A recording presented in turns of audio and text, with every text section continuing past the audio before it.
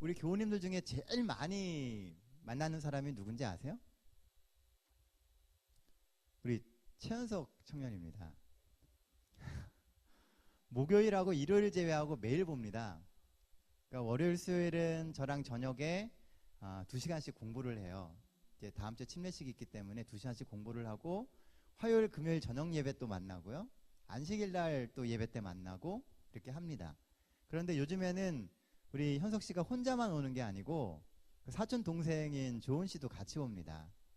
그래서 같이 공부를 하는데 우리가 하나님에 대해서 알아가는 게 참 좋은 것 같아요. 그래서 우리가 가지고 있는 이 생각들을 어떻게 잘 나누느냐가 사실은 굉장히 중요한 것 같습니다. 이 세상에 많은 사람들이요, 하나님의 이야기를 알고 싶어하고 듣고 싶어 합니다. 우리가 하나님의 말씀을 잘 기억하고 열심히 공부를 해서 또 나눌 수 있는 그런 성도님들이 되시기를 간절히 바랍니다. 옛날에요, 전쟁이 있었을 때 있었던 일입니다. 아주 오래전 이야기예요. 처음으로 방탄복이라고 하는 것이 개발되었을 때요, 이제 한 병사가 방탄복을 입고서 이렇게 까불면서 적군 앞에 이렇게 서게 되었습니다. 네, 이게 잘 안 먹네요. 자, 적군 앞에 딱 서가지고선 왔다 갔다 하고 있었는데요, 이 사람이 방탄복을 입고 있잖아요. 그래가지고서 생각하기를 적군이 아무리 총을 쏴도 나는 방탄복을 입고 있으니까 안전할 거라고 생각을 했어요. 그런데 나가서 이렇게 알짱거리다가 조금 있다가 총에 맞아 죽었습니다. 왜 죽었는지 아십니까? 방탄복 이렇게 앞뒤로 다 있어요. 근데 어디에 총이 맞아서 죽었냐면 머리에 맞아서 죽었습니다. 방탄복을 입고 있는데 머리에는 없는 거예요. 근데 이 사람은 방탄복을 입고 있으니까 자기는 죽지 않을 거라고 생각을 한 겁니다. 근래 다니엘서를 공부하면서요, 제가 이렇게 의문이 드는 게 하나가 있었어요. 그러니까 고민을 하고 생각을 많이 하게 된 부분이 어떤 거였냐면, 우리가 하나님의 말씀을 가지고 있고 진리를 가지고 있고 그 어느 교단보다 성경에 대해서 잘 안다고 이야기를 합니다. 우리가 그 이야기를 계속 하잖아요. 그런데 요즘에 이렇게 세상 흘러가는 것을 보면은 진리를 가지고 있는 교회가 세상에 나가서 더 강력하게 복음을 전하고 세상에 하나님의 이렇게 이야기를 나눠주는 교회가 되지 못하는 것 같아요. 그래서 왜 그럴까 생각을 하다가 이 방탄복 이야기가 이제 딱 이렇게 떠오르게 됐습니다. 좋은 방탄복을 가지고 있기 때문에 우리는 이 세상과의 전쟁에서 이길 수 있다고 생각을 해요. 그런데 여전히 우리에게는 연약한 부분이 있더라는 겁니다. 사단은 그 부분을 공격하고 그래서 결국은 우리가 무너지게 된다는 것이죠. 항상 자만하지 말고 하나님의 말씀에 집중하고 또 하나님의 말씀이 그러한가 하고 상고해보고 연구하고 열심히 읽어서 정말 그 말씀이 우리의 삶을 지킬 수 있는 그런 삶을 살아가면 참 좋겠습니다. 그래서 재림 성도가 구원을 얻는 것이 아니라 하나님을 믿고 있는 그리스도인이 되었기 때문에 하나님 안에서 구원을 얻을 수 있는 그런 우리 동백교회 모든 성도들이 되시기를 간절히 바랍니다. 자, 오늘 이제 함께 나눌 말씀은 다니엘서 7장 25절로 28절에 있는 말씀입니다. 다니엘서 7장이 이제 끝이 나요, 오늘요. 우리가 다니엘 7장을 쭉 공부해 오면서 그 7장에 무슨 얘기 나옵니까? 다니엘 7장. 내 짐승 얘기 나오잖아요. 그쵸? 내 짐승에 대한 꿈을 꾸고 그 내 짐승에서 열뿔이 나오고 그리고 그 열뿔에서 작은 뿔이 나오는 이야기를 했어요. 그리고 지난 시간에 그 작은 뿔과 하나님의 백성들이 이제 재림전 심판을 받는 것에 대한 이야기를 했습니다. 자, 7장의 이야기는 한 방향을 향해서 이렇게 흘러가고 있어요. 우리는 보통 다니엘서 2장, 7장 이렇게 공부할 때 그 내 짐승에다가 초점을 너무 많이 맞춥니다. 그런데 7장의 이야기를 잘 읽어보면은요, 7장의 이야기가 흘러가고 있는 방향은 내 짐승이 아니에요. 내 짐승의 이야기는 그 어떤 것을 주목하게 만들기 위해서 필요한 거예요. 내 짐승이 그렇게 순서대로 나오는데 그 짐승에서 나와서 결국 어디까지 가요? 작은 뿔까지 간다는 겁니다. 그 작은 뿔의 존재에 대해서 하나님은 다니엘에게 보여주기를 원하셨어요. 그리고 그 작은 뿔이 어떠한 일을 할 것이며 그리고 그 작은 뿔이 어떻게 심판을 받을 것이다 라고 하는 것이 7장의 끝부분에 나오는 이야기입니다. 특별히 오늘 우리가 보게 될 25절부터 28절까지의 이야기는 이 작은 뿔의 그 운명과 작은 뿔이 하게 되는 그 만행에 대한 이야기예요. 그래서 오늘은 그 부분을 생각해 보면서 또 요 7장의 마지막 부분이 8장하고 연결이 됩니다. 그래서 그 7장 마지막 부분을 한번 잘 생각해 보도록 하겠습니다. 우리 성경 먼저 읽고선 시작하도록 하겠습니다. 7장 25절입니다. 한 절씩 번갈아 가면서 읽을게요. 25절입니다. 그가 장차 지극히 높으신 이를 말로 대적하며, 그라고 하는 것은 작은 뿔이죠. 또 지극히 높으신 이의 성도를 괴롭게 할 것이며 그가 또 때와 법을 고치고자 할 것이며 성도들은 그의 손에 붙임 바 되어 한 때와 두 때와 반 때를 지내리라. 26절입니다.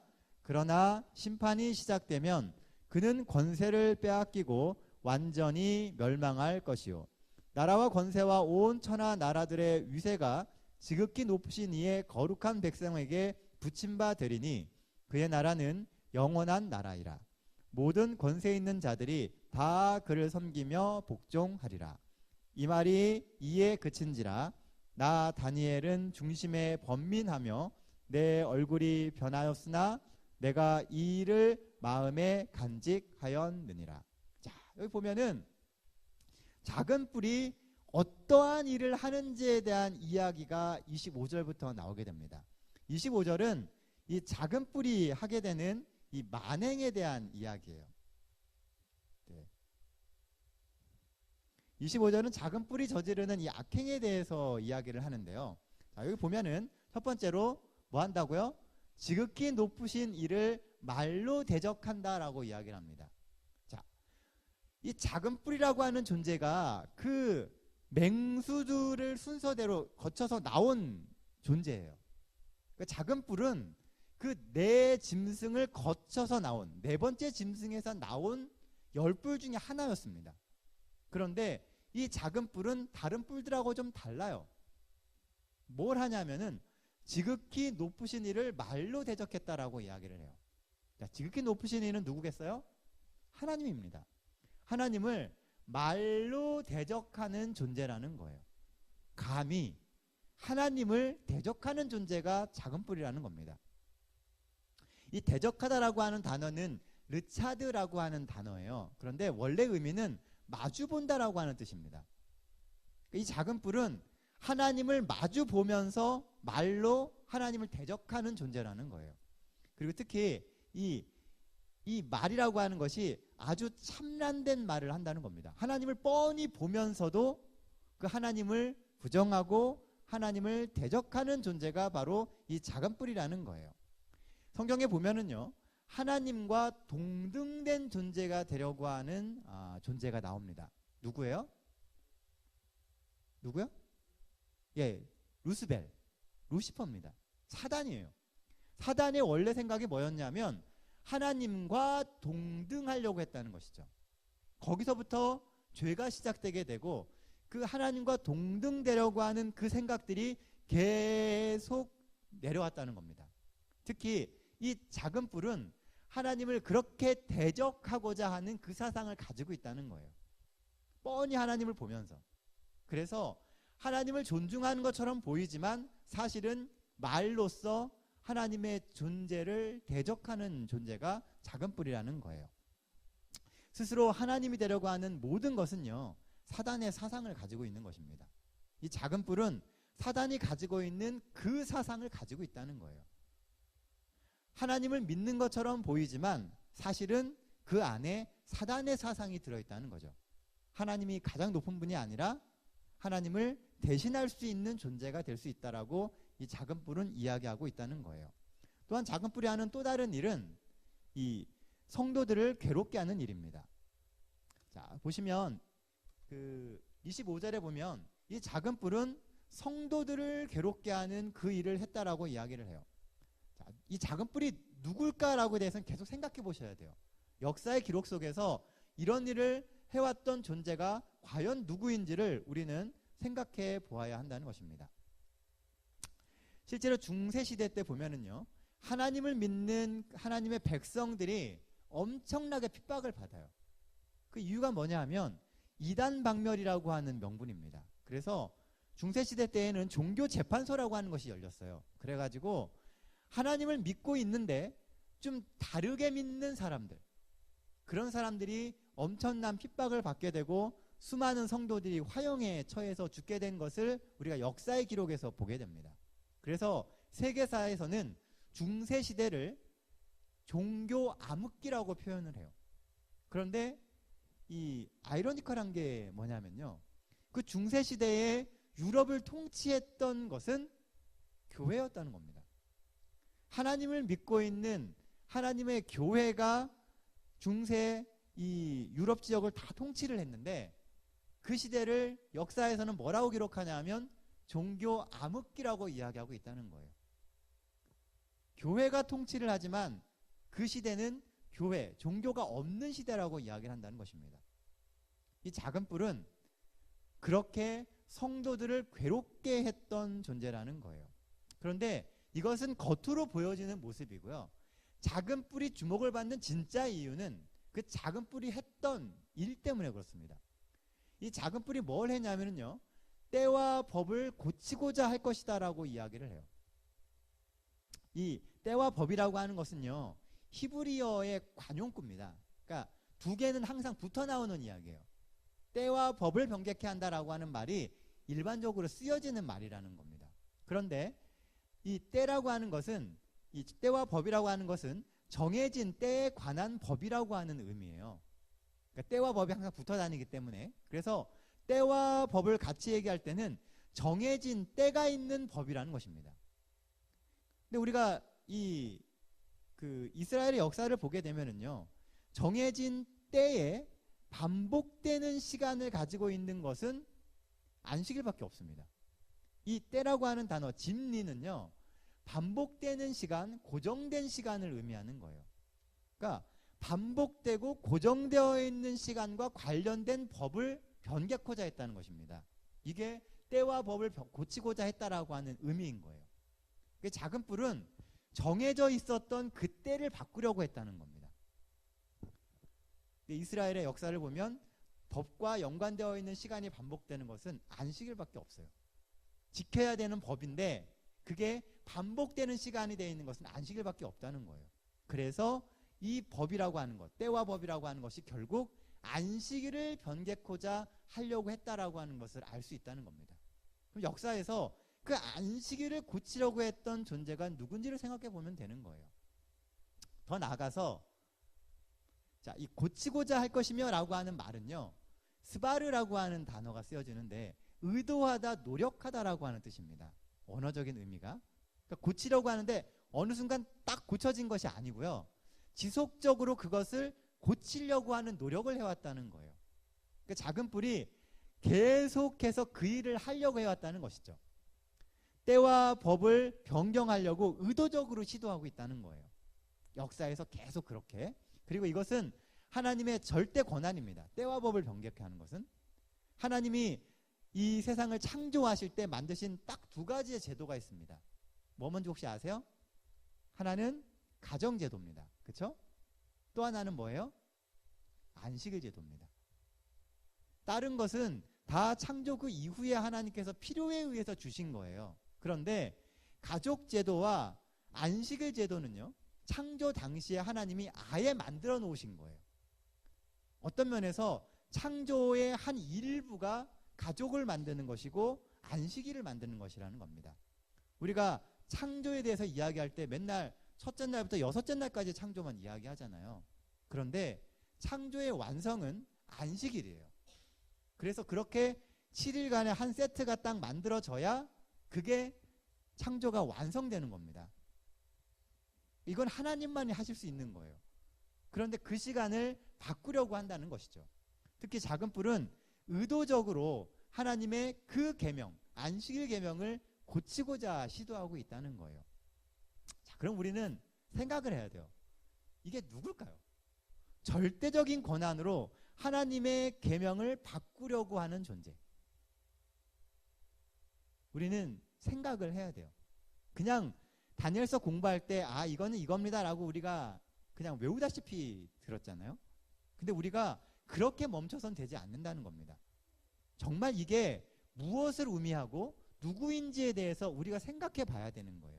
그래야지만 하나님이 주시는 그 기별이 어느 방향을 향해 가고 있는지를 우리가 명확히 깨달을 수 있는 것입니다. 이게 누구라고 우리가 배웠어요? 로마 교황권이다라고 배웠습니다. 중세 역사를 이제 살펴보면은요, 왜 그렇게 되는지에 대해서 우리가 깨달을 수가 있어요. 오늘 그런 역사적인 부분에 대해서 조금 이야기를 할 겁니다. 자, 이 교황권에 보면은요, 마지스테리움이라고 하는 것이 있습니다. 이게 뭐냐 하면 교도권이라고 하는 거예요. 영어로는 teaching authority라 그래갖고요, 가르칠 수 있는 권리입니다. 가르칠 수 있는 권리는 누구에게나 있는 거잖아요. 그렇죠? 근데 여기서 말하는 가르칠 수 있는 권리라고 하는 것은요, 모든 것을 바꿀 수 있는 권리이기도 해요. 그러니까 그 권한을 가지고 모든 것을 바꿀 수 있어요. 그래서 실제로 이 교황권에서는요, 최고로 우선하는 게 뭐냐 하면 교회의 전통입니다. 그리고 이 교도권, 그 다음에 성경이에요. 이 세 가지가 같은 레벨의 이 권위를 가지고 있습니다. 이 말이 굉장히 위험하고 무서운 말이에요. 성경과 교회의 전통은 같은 급이에요. 그 얘기는 교회의 전통이 성경을 대신할 수 있다는 얘기입니다. 그런데 이것과 똑같은 권한이 뭐냐 하면 교도권이라고 하는 거예요. 교회에서 뭔가를 가르치면 그것은 곧 무슨 권위와 똑같다고요? 성경의 권위와 똑같다는 거예요. 그러니까 사실은 이 말이 엄청나게 무서운 이야기입니다. 성경과 다른 이야기를 하더라도 교회에서 그것을 가르치는 권한이 있기 때문에 그 권한대로라면은 성경보다 우선될 수 있게 되는 거예요. 같은 권한으로 보는 거예요. 그래서 우리가 이야기하는 이런 일들, 때와 법을 변개케 하는 일들이 실제로 일어나게 되게 된 것이라는 겁니다. 자, 안식일이 토요일로에서 일요일로 변경된 것은요, 한순간에 된 게 아니었어요. 지속적인 노력이 있어가지고 사실은 그렇게 바뀌게 되었던 것입니다. 처음에 로마 제국은요, 기독교를 합법적인 유대교의 분파로 인정을 했습니다. 이 기독교가 유대교의 하나의 분파로 인정을 받았었어요. 아주 합법적이었습니다. 하나님을 믿는 것이 매우 합법적이었어요. 그런데 이 로마 황제 하드리아누스, 이 사람이 아주 굉장히 중요한 사람입니다. 이 하드리아누스 때문에 사실은 안식일 문제의 변화를 가져오게 돼요. 이 하드리아누스가 문화적 동화책이라는 것을 쓰게 되었어요. 그 로마가 워낙 나라가 크다 보니까요, 그 로마를 통치하는데 각각 문화들이 다르잖아요. 그러다 보니까 통치하는데 어려움을 겪게 되는 거예요. 그래가지고 로마가 가지고 있는 이 헬레니즘의 문화적 영향력을 가지고 모든 나라에 적용을 하려고 시도를 했다는 겁니다. 우리가 지난번에 이 짐승들 얘기하면서 제가 그 이야기 드렸었죠. 그리스가 가지고 있는 사상이요, 사실은 바벨론 생각 사상으로부터 계속 전달되어져 왔던 거예요. 그래서 그리스의 사상은 로마의 사상을 다 아우르고 있었고요. 그 생각이 자리 잡아가지고선 결국 지금 이 시대의 사상에까지도 머무르고 있다는 겁니다. 결국 지금 우리가 말하는 철학과 이 사상이라고 하는 것의 근본은 바벨론으로부터 온다는 거예요. 바벨론의 첫 시작이 어디예요? 바벨탑입니다. 바벨탑. 홍수가 딱 끝난 이후에 사람들이 더 이상 하나님에 의해서 우리의 운명이 좌지우지되지 않게 만들겠다라고 세웠던 결과물, 바벨탑으로부터 시작되었다는 거예요. 창세기 11장 2절에 보면은요, 신할 땅에다가 바벨탑을 딱 세웁니다. 그리고 그들은 더 이상 하나님에 의해서 흩어짐을 면하게 하겠다는 목적으로 그것을 세워요. 그리고 자기 이름을 높이려고 합니다. 그것이 바벨탑의 사상이었어요.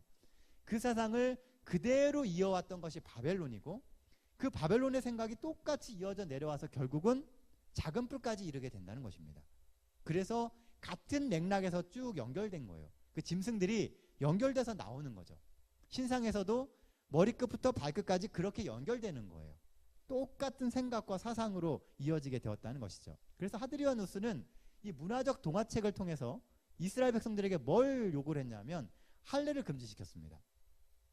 그리고 로마 군들을 예루살렘에 주둔하게 만들었어요.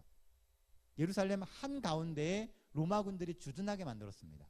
그리고 더 나아가서 유대교의 성전을 헐어버리고 그 자리에 유피테리 카피톨리스라고 하는 신전을 세우게 됩니다. 그래서 그 유대인들이 예배드리는 그곳을 로마 신의 신전으로 만들어버려요. 그러니까 유대교 사람들, 유대인들이 가만히 있겠습니까? 가만히 안 있죠. 그래가지고 반란을 일으켜요. 분노한 유대인들이 유대인 지도자였던 바르 코르바라고 하는 사람의 주도하에 두 번째 유대 2차 반란을 일으킵니다.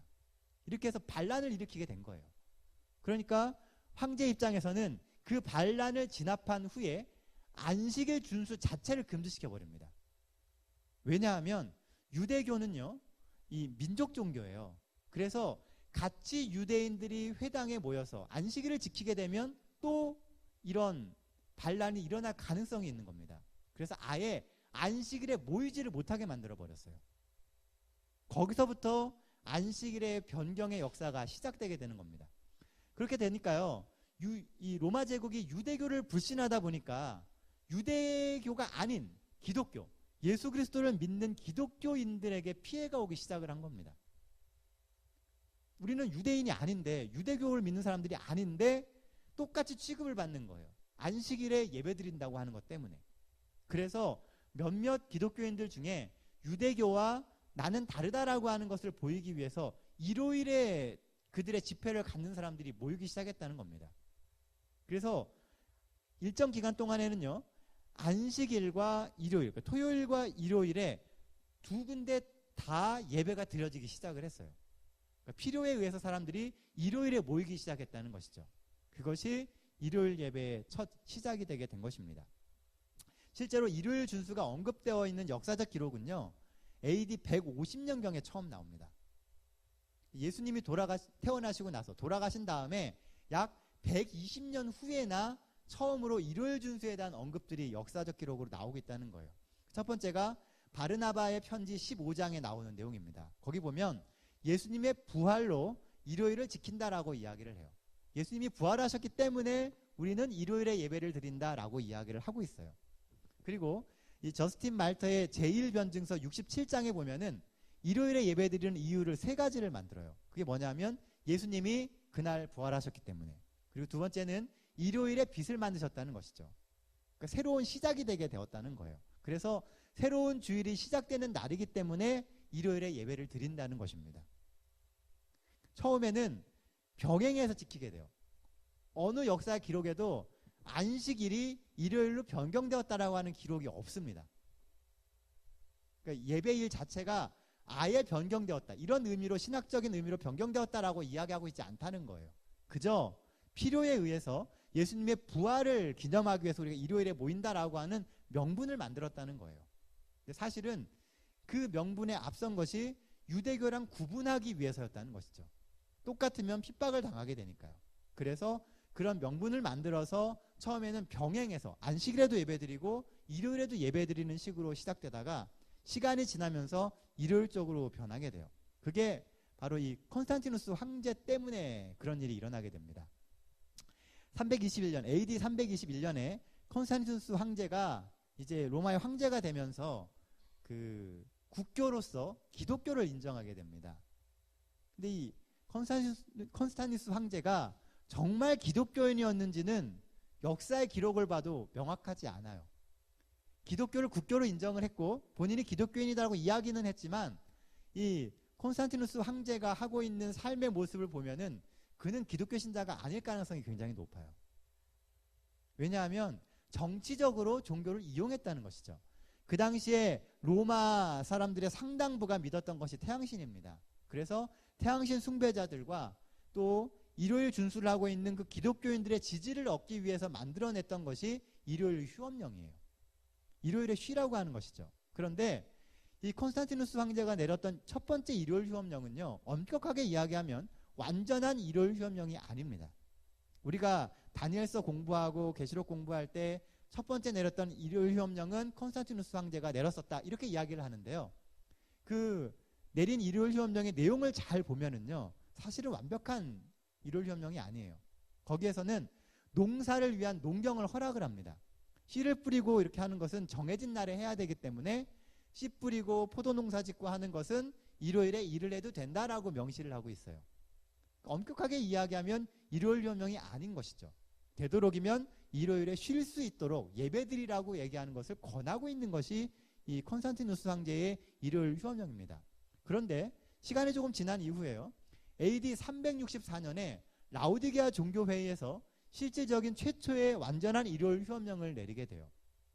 이 회의 종교 제29조에 보면은 이제 그때 라우디게아 종교회의 때 나왔던 그 기록문이에요. 그리스도인들은 유대화하여 안식일에 게으르지 말아야 하며 그날에 반드시 일하여야 한다.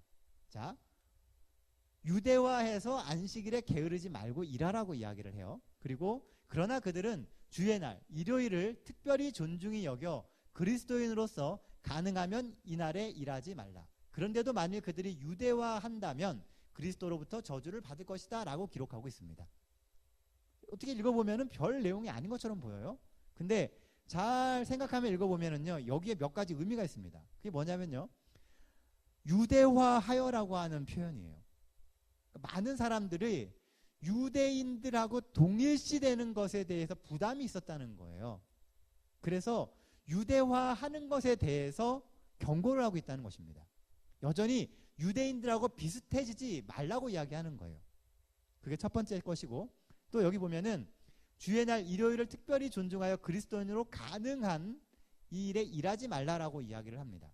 그 이야기는 그날에 일하는 사람들이 존재했다는 이야기예요. 그렇죠? 안식일을 유대인들처럼 온전히 지키는 사람들이 존재하고 있었고, 그리고 그 사람들은 일요일에 일을 했다는 거예요. 그 교회의 명령에 의해서 이제 그들이 유대인들하고 달라져야 되고 일요일에 예배를 드리고 안식일에는 일을 해야 된다라는 것을 명시하고 있다는 것입니다. 이것은 그때 내려진, 그러니까 공식적으로 실질적인 최초의 일요일 휴업령에 대한 이야기예요. 그래서 때와 법이 변개케 되는 일들이 생기게 된 겁니다. 물론 좀 더 구체적으로 가면은 더 많은 일들이 있어요. 그런데 사실은 그런 과정을 거치면서 이제 교회가 권한을 갖게 되고, 그렇게 하면서 점점 토요일에서 일요일로 옮겨진 그 예배가 정착되게 되어서 지금의 일요일 예배로까지 오게 되었다는 것입니다. 자, 그러면 우리가 여기서 살펴봐야 될 것이 뭐냐면 한때, 두때, 반때에 관련된 이야기예요. 뭐냐면 그 한때, 두때, 반때 동안에 이 작은 뿔이 뭘 해요?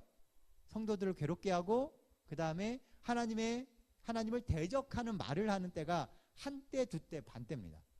그 기간이 이 작은 뿔이 가장 강성할 시기였다는 것이죠.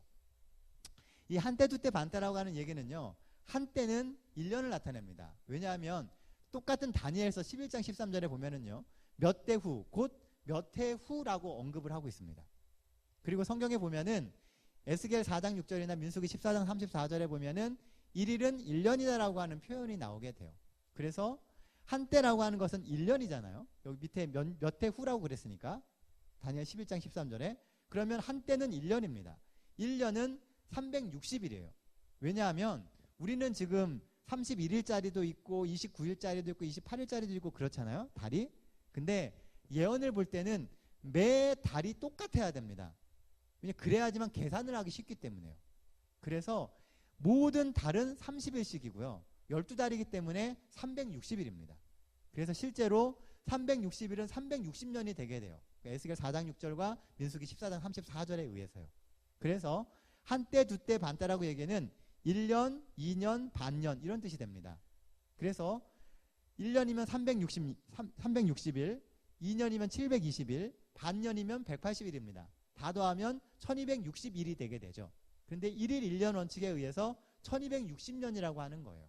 그러니까 작은 뿔은 1260년간 강성하게 될 것이고, 그 기간 동안에 성도들을 핍박하고 하나님을 대적하는 일을 하게 된다는 거예요.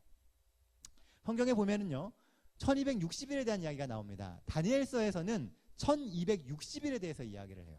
근데 이것이 이제 또 다른 곳에서는요 42달이라고 하는 표현이 쓰여지게 됩니다. 처음엔 1260일, 그 다음에 42달. 이것이 전부 다 한때, 두때, 반때. 전부 다 똑같은 이야기입니다. 1260일이 42달이고 그리고 한때, 두때, 반때가 1260일이 되는 겁니다. 똑같은 기간을 이야기하는 거예요. 그래서 성경에 7번 언급이 되는 것을 보게 됩니다.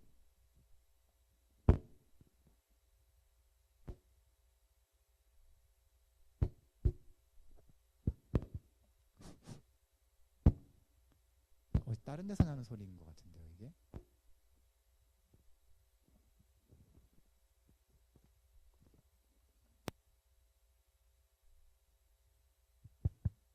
자, 그래서 성경에 7번 이 똑같은 한때, 두때, 반때, 1260일, 42달 이런 것이 나오게 돼요. 근데 그럼 이 1260일이 언제부터 시작해서 언제까지인지에 대해서 우리가 또 궁금해지잖아요. 그래서 그 기간을 알아야 됩니다. 그 기간을 산정하게 되는 이유가 있어요. 우리가 보통 AD 538년을 1260년의 기산점, 시작하는 시간으로 잡습니다. 근데 그 이유가 뭐냐 하면 이 작은 뿔이 자리를 잡고부터 이제 1260년이라고 하는 시간이 흘러가야 돼요. 그래야지 강성해지게 되니까. 유스티아누스 황제, 아까 이야기했었죠? 유스티아누스 황제가 533년에요. 조서를 하나 반포를 합니다. 그게 뭐였냐면 로마 교회의 감독이 모든 교회의 수장이 된다라고 하는 조서를 반포하게 돼요. 로마 교회의 감독 누구예요? 교황입니다. 교황이 모든 교회의 수장이 된다라고 이야기를 해요. 그 이야기를 하면서 로마 교회의 지상권, 가장 강력한 권리를 인정을 합니다. 왜 그렇게 했냐면요. 이때 서로마가 이미 멸망을 했습니다. 처음에는 로마가 하나였다가요. 이제 로마가 둘로 나눠지게 돼요. 동로마 쪽에서는 여전히 로마의 황제들이 통치를 하고 이렇게 하고 있었는데 서로마 쪽에는 게르만 민족이 들어오게 되면서요. 게르만 민족들이 나라를 다 장악을 하고요. 심지어는 오토아케르 같은 경우는 서로마의 황제가 됩니다. 그러면서 이방 민족들이 와가지고선 그 로마의 한 지역을 장악을 해버리게 돼요. 그러다 보니까 교회 안에서 하나님을 믿고 살아가고 있는 이 성도들에게 어려움이 오게 됩니다. 그래서 그들을 지켜주는 정신적 지도자로서 로마 교회의 감독, 교황을 인정하게 되었다는 거예요. 그래서 비록 서로마가 정치적으로는 이방인들에 의해서 움직여지고 있지만 그 모든 서로마를 통치하는 정신적인 지주는 로마 교황이다라고 이야기하고 있다는 거예요. 그렇게 하면서 교황권을 인정하게 됩니다. 그래서 534년에는 유스티아누스가 법전에다가도 이것을 명시를 합니다. 법적으로 이 모든 교회의 최고의 수장은 교황이다라고 법에다가 아예 정했다는 거예요. 그렇게 하면서 이 교황권이 인정을 받게 됩니다. 그리고 그렇게만 하고 끝낸 것이 아니라 실제로 이 교황권이 그런 모든 교회의 수장이 될 수 있는 조건들을 만듭니다. 그게 뭐냐 하면 그 당시에 이 로마 교회, 그러니까 교황을 교회의 수장으로 인정하지 않고 있었던 아리우스주의 국가들을 하나씩 멸망시키기 시작을 해요. 첫 번째가 493년에 헤롤이라고 하는 나라를 멸망시키고요. 그리고 534년에는 반달이라고 하는 나라를 멸망시킵니다. 그리고 538년에는 그 동고트를 공격을 해가지고요. 대부분의 이방인들, 이방 통치자들이 다 철수하게 만들어버립니다.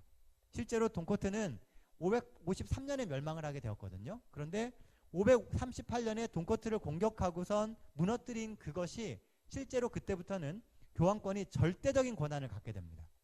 어느 누구도 교황이 교회의 최고의 우선이다라고 하는 것을 부인할 수 없게 되었어요.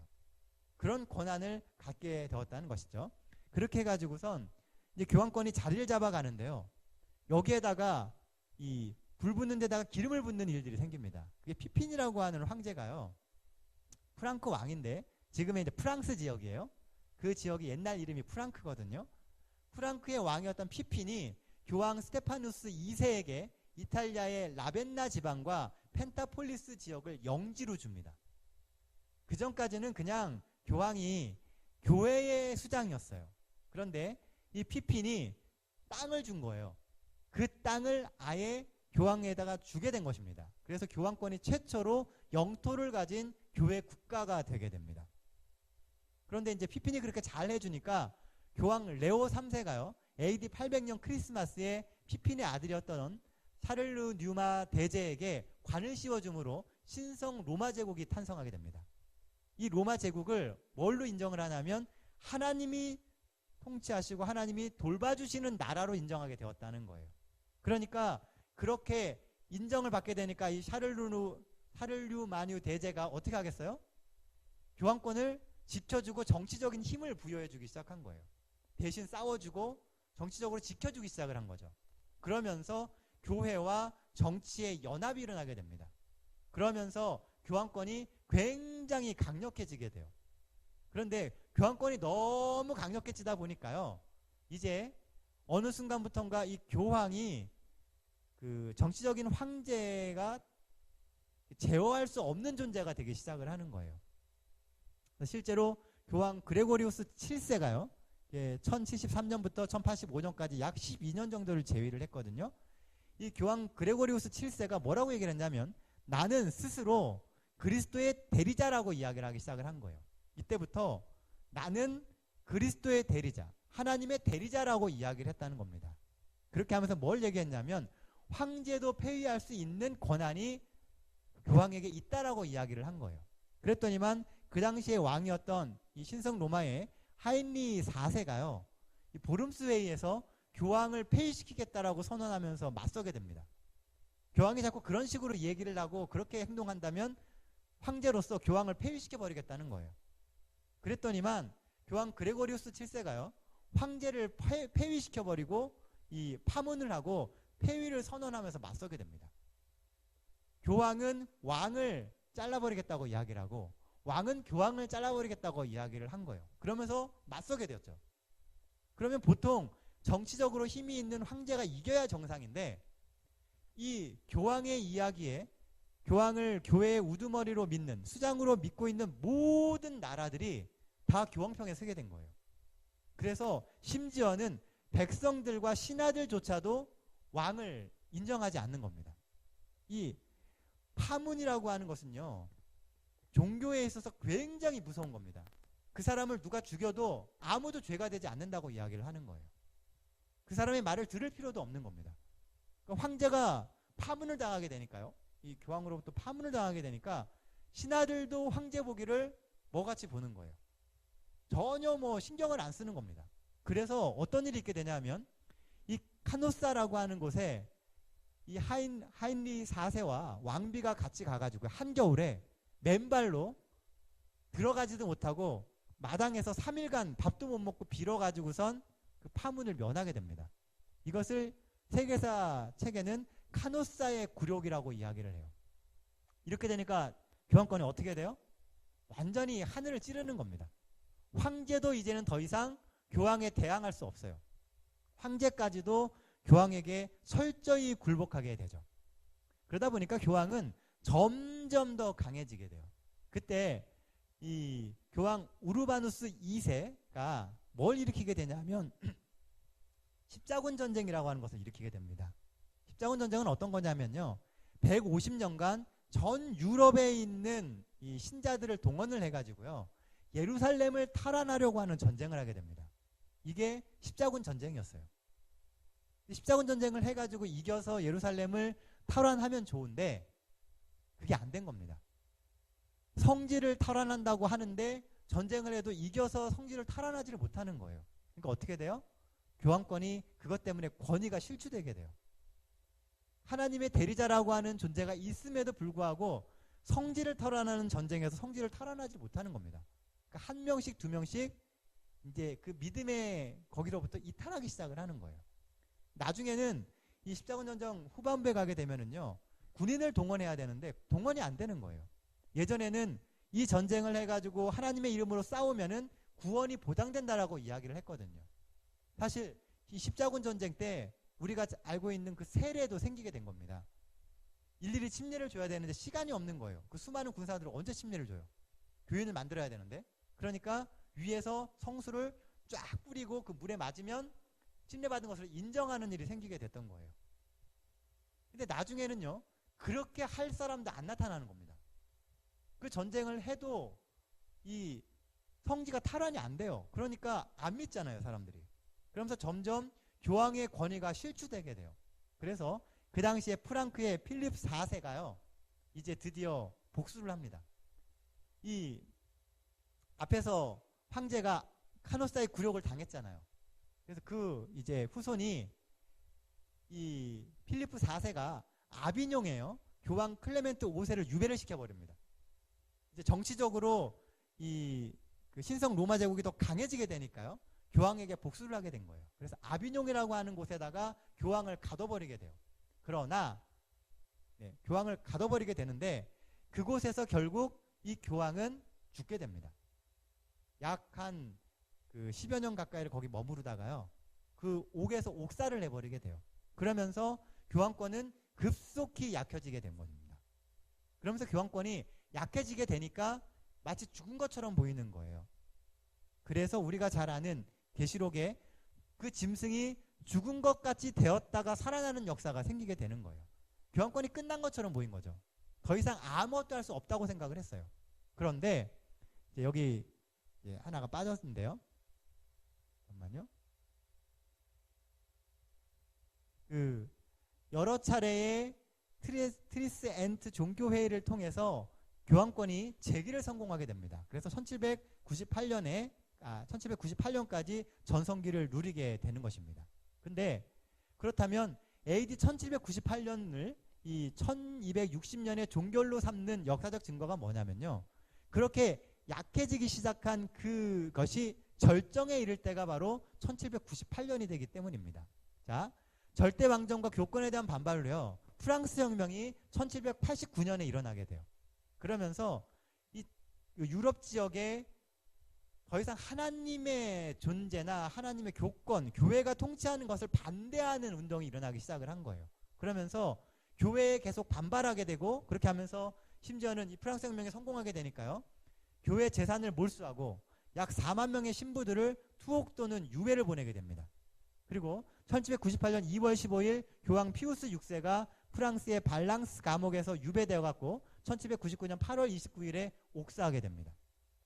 이제 이런 일이 있게 되면서 완전히 교황권은 계속 몰락해서 끝난 것처럼 보이게 되었다는 것이죠. 그래서 계시록 13장 1절 4절에 죽다가 살아남이라고 하는 것이 이제 표현되게 된 거예요. 그 프랑스 혁명군의 그 세력을 그대로 이어받아가지고 나폴레옹이 철저히 이 교황권을 유린합니다. 교회를 완전히 배척시켜요. 그리고 정치적으로 교황을 완전히 힘을 갖지 못하도록 만들어 놓았어요. 그런데 나폴레옹이 망하게 되면서요, 이 교황권이 함께 부활하기 시작했다는 겁니다. 피우스 7세는 예수회를 부활시키고요, 1815년 아까 보신 것처럼 1798년이 지나고 나서 1815년경에요, 콜살비 추기용에 의해서 교황의 땅이 다시 회복되기 시작합니다. 땅을 갖게 되고요, 그리고 성서공회를 정지합니다. 왜냐하면 백성들이 성경을 읽는 것을 막은 거예요.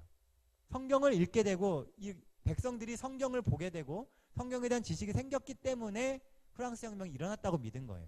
그래서 성경을 보지 못하게 했습니다. 그리고 이제 이 교황권이 강해지게 되면서 마리아 무구이태설, 그러니까 마리아는 아무 죄가 없는 상태에서 예수님을 잉태했다라고 하는 주장을 하기 시작을 한 거예요. 여기서 이제 더 발달된 게 마리아 무호설입니다. 마리아는 아무런 죄도 없고 오류도 없다는 거예요. 마리아가 인간이지만 인간의 경지를 넘어섰다는 거죠. 그래서 지금 우리가 아는 것처럼 이 천주교에서 마리아를 숭배하는 일이 생기게 된 것이 바로 그것 때문입니다.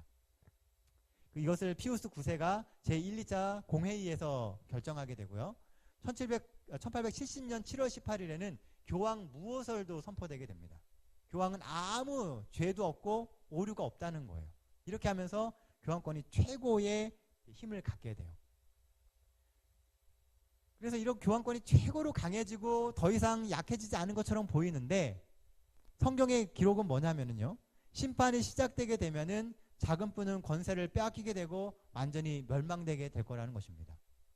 1798년 이후로 이제 우리가 지난번에 보았던 것처럼 조사심판이 시작되게 돼요.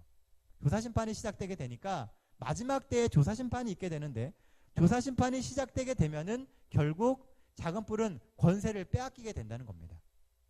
지금은 조사심판 도중이기 때문에요. 아직까지는 작은 뿔이 그 권한을 가지고 있어요. 그런데 심판의 때가 다가오면 다가올수록 그 권한을 잃어가게 될 거라는 겁니다. 그리고 예수님의 재림 때에는 그것을 완전히 잃어버리게 될 거라는 것이죠. 이렇게 함으로써 이제 모든 것은 멸망되게 되어 있다는 거예요. 우리는 종종 그런 생각을 합니다.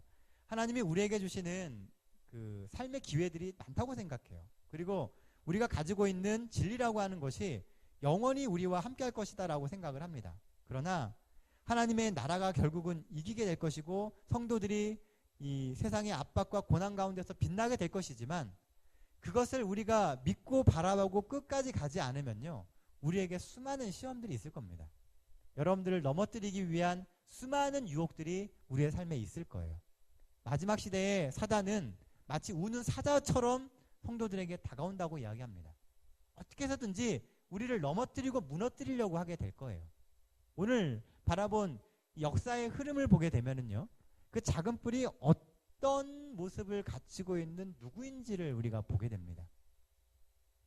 근데 사실 지금 현 세대에서요, 이 우리가 지목하고 있는 작은 뿔, 그 교환권이요, 이 땅에서 하고 있는 일을 보게 되면은 굉장히 선하고 굉장히 의롭고 이 사회에 기여하는 존재입니다. 그렇죠?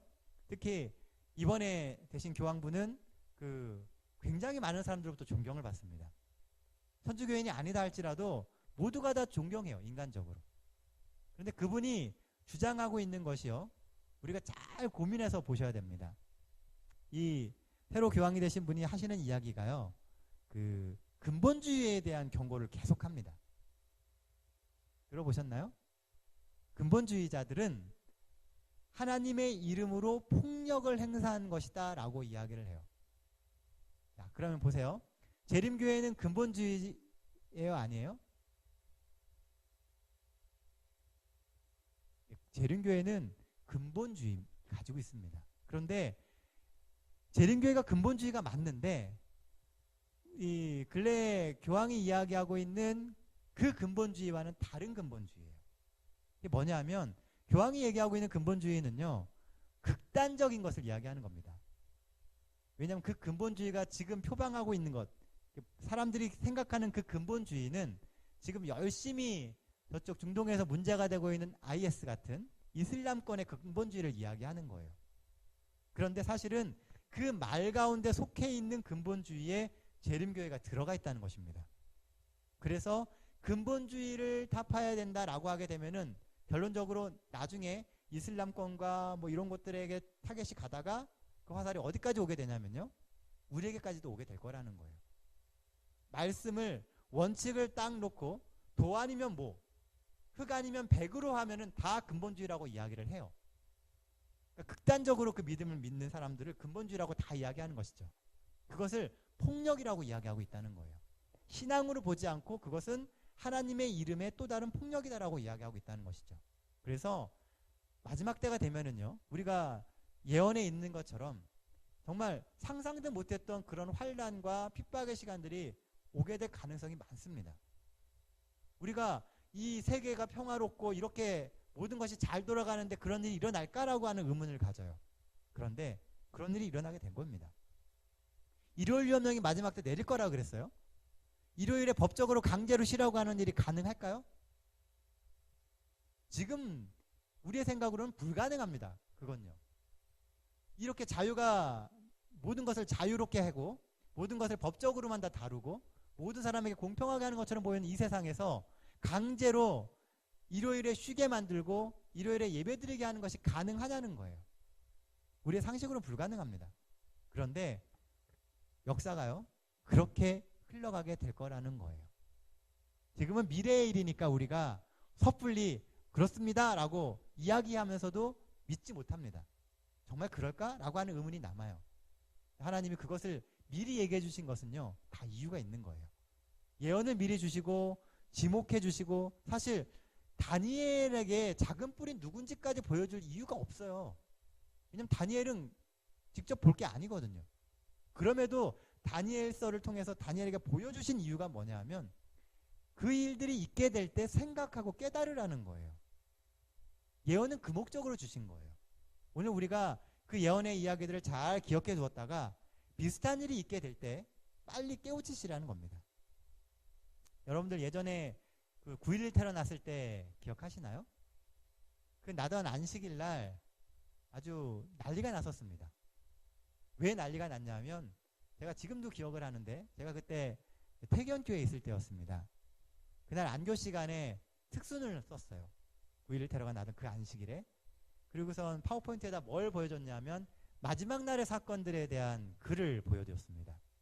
여기 보면은 뉴욕의 마지막 날의 사건들의 뉴욕에 대한 표현이 나와요. 뉴욕의 가장 큰 부의 상징인 그 건물들이 무너져 내리고, 그 다음에 거기로부터 수많은 사람들이 죽음을 당하고, 그런 얘기 거기 나옵니다. 근데 그 묘사하고 있는 그 그림이 9.11 테러 그 사건의 그 그림하고 딱 맞아 떨어지는 거예요.